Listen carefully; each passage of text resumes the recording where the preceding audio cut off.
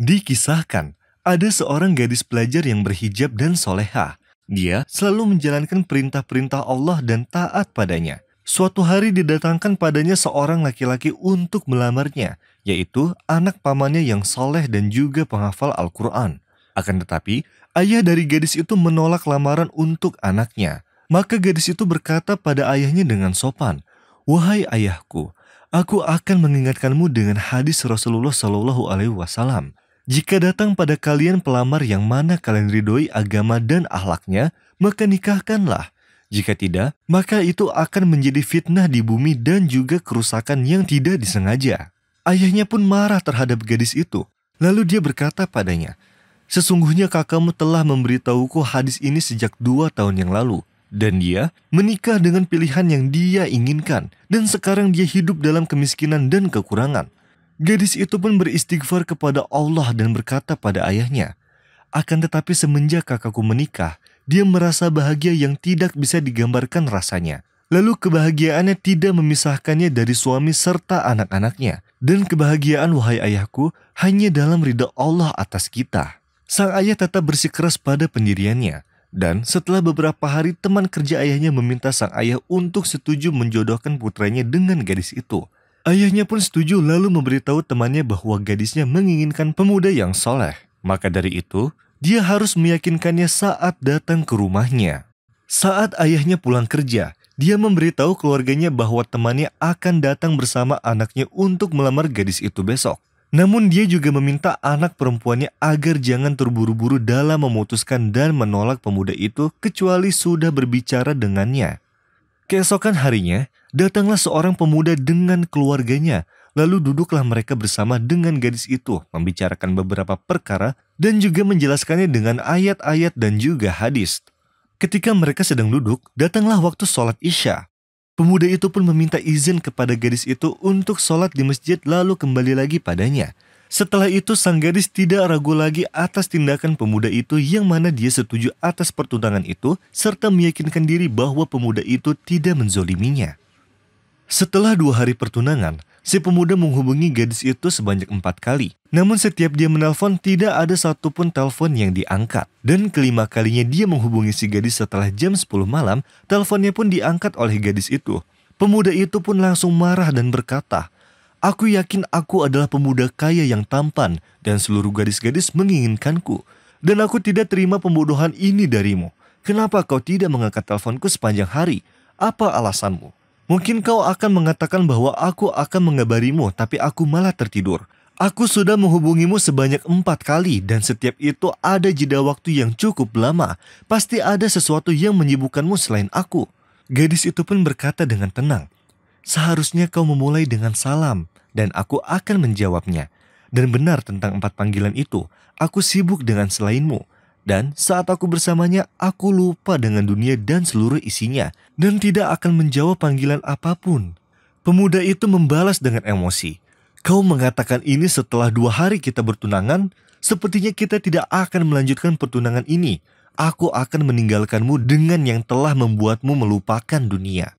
Gadis itu berkata dengan tenang, "Semoga Allah membalas kebaikanmu. Ini adalah perkataanmu yang paling indah. Dan betapa aku sangat senang dengan panggilanmu yang keempat kalinya, yang mana menunjukkan dirimu yang sebenarnya dan membuatku yakin untuk tidak melanjutkan jalan ini bersamamu.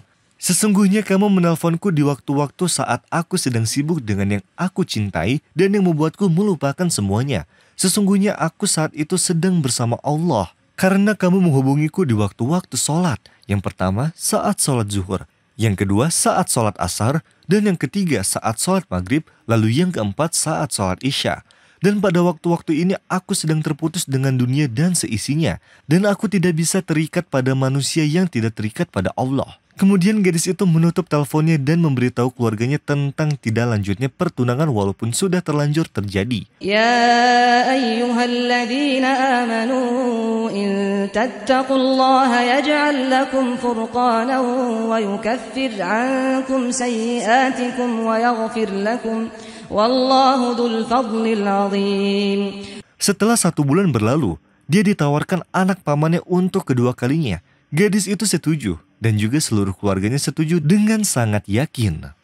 قل يا عبادي الذين آمنوا اتقوا ربكم للذين أحسنوا في هذه الدنيا حسنة وأرض الله واسعة إنما يوفى الصابرون أجرهم بغير حساب. Dikisahkan, seorang pemuda dari keluarga kaya yang selalu bersenang-senang dan jauh dari sang penciptanya. Dia memiliki hubungan romantis dengan lebih dari satu gadis. Hal itu berlangsung sampai dia bertemu dengan seorang gadis berkerudung dan taat agama. Dia memutuskan untuk melamarnya dan menikah dengannya. Akan tetapi, keluarga dari gadis itu ragu setelah banyak mendengar tentang pemuda ini yang tidak mereka sukai, terutama hubungan cintanya dengan banyak gadis. Maka mereka memutuskan untuk menolak lamarannya tersebut.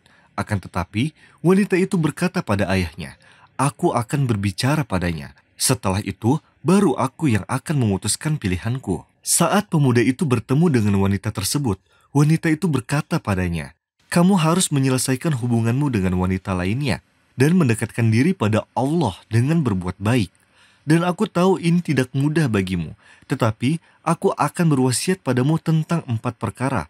Jika diterapkan, kamu akan menemukan semua yang baik, insya Allah. Pertama, kamu harus dalam keadaan berwudu dari hari pertama sampai akhir. Perbanyaklah membaca Al-Quran di antara solat-solatmu. Dan ketika kamu tidur, harus dalam keadaan berwudu. Kedua, perbanyaklah mengucap yang Allah cintai, Subhanallah, Alhamdulillah, dan Allahu Akbar sepanjang hari, serta perbanyaklah berdoa. Ketiga, bersedekahlah setiap hari, mensucikan harta dengan zakat dan mengobati orang sakit dengan sedekah. Keempat, perbanyaklah memuji Allah yang Maha Esa.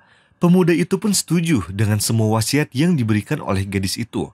Akhirnya, dia memutuskan semua hubungannya dengan yang Allah murkai, dan dia memulai hidup baru. Dia pun melamarnya. Tetapi, salah satu wanita ingin membalas dendam padanya dengan dalih bahwa dia berjanji padanya akan tetapi dia meninggalkannya dengan begitu gampang. Kemudian dia mengirimkan sihir pada laki-laki itu yang berdampak merubah laki-laki ini menjadi seperti anak kecil, tidak memikirkan apa-apa.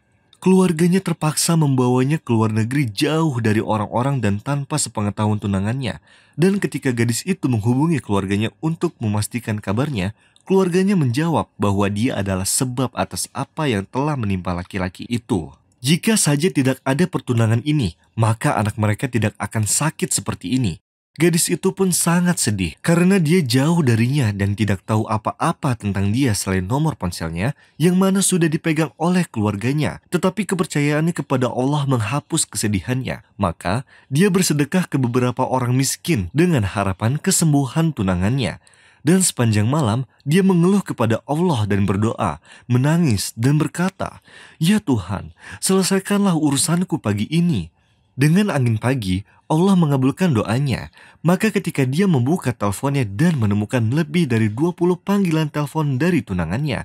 Dan ketika dia menelponnya, dia mengetahui bahwa Allah telah menyembuhkannya. Dan dia berada dalam kondisi yang sangat baik. Dan mereka pun menetapkan tanggal untuk pernikahan mereka. وَمَنْ يَتَّقِ اللَّهَ يَجْعَلْ لَهُ مَخْرَجًا وَيَرْزُقْهُ مِنْ حَيْثُ لَا يَحْتَسِبُ وَمَنْ يَتَوَكَّلْ عَلَى اللَّهِ فَهُوَ حَسْبُهُ إِنَّ اللَّهَ بَالِغُ أَمْرِهِ قَدْ جَعَلَ اللَّهُ لِكُلِّ شَيْءٍ قَدْرًا.